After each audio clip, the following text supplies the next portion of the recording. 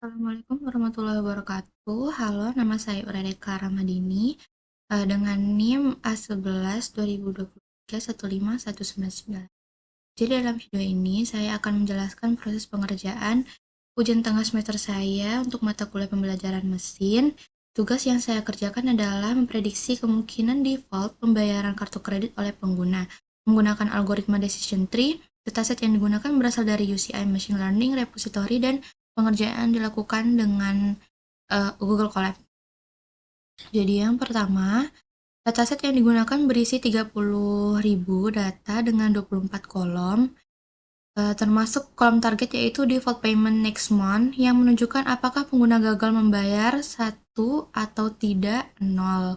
Beberapa fitur penting lainnya meliputi jumlah kredit yang diberikan, yaitu misalnya limit ball, terus jenis kelamin, status pendidikan, status pernikahan, usia, histori pembayaran bulan sebelumnya, serta informasi tagihan dan pembayaran selama 6 bulan.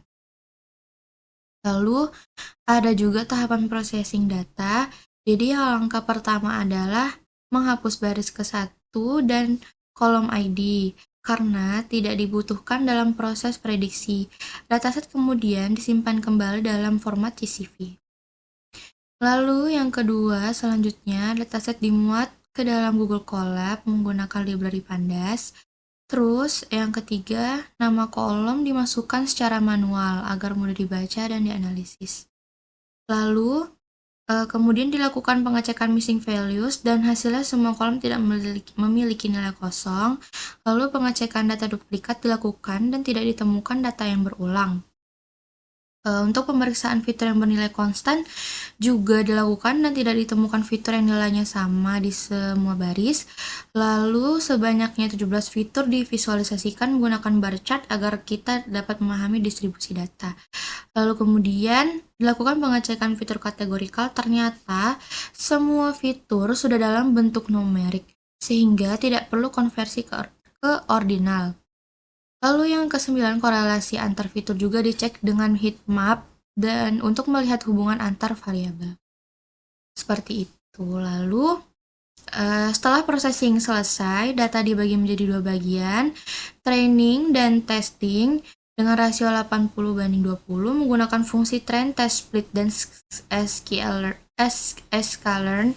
Dan model yang digunakan adalah decision tree classifier. Untuk mendapatkan parameter terbaik digunakan grid search CV. Jadi parameter terbaik yang ditemukan adalah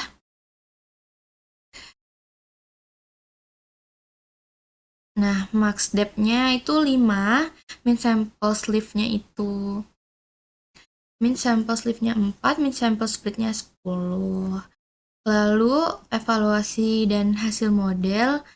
Hasil dari model menunjukkan akurasi pada data training yaitu senilai 82,36%.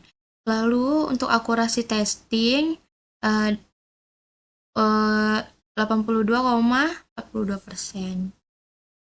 Untuk berdasarkan classification report, precision untuk kelas 0 tidak default adalah 0,84, recall 0,96. Lalu untuk precision kelas 1 yaitu yang default adalah 0,69 dan recall 0,35. Jadi dari sini bisa disimpulkan bahwa model lebih baik dalam memprediksi penggunaan yang tidak gagal bayar, tetapi masih perlu perbaikan dalam mendeteksi pengguna yang akan gagal bayar. Kesimpulannya, algoritma decision tree cukup efektif dalam membuat prediksi berdasarkan fitur-fitur pengguna kartu kredit. Namun, keseimbangan prediksi antar kelas masih perlu ditingkatkan. Terima kasih sudah menyimak penjelasan saya, semoga bermanfaat dan sampai jumpa.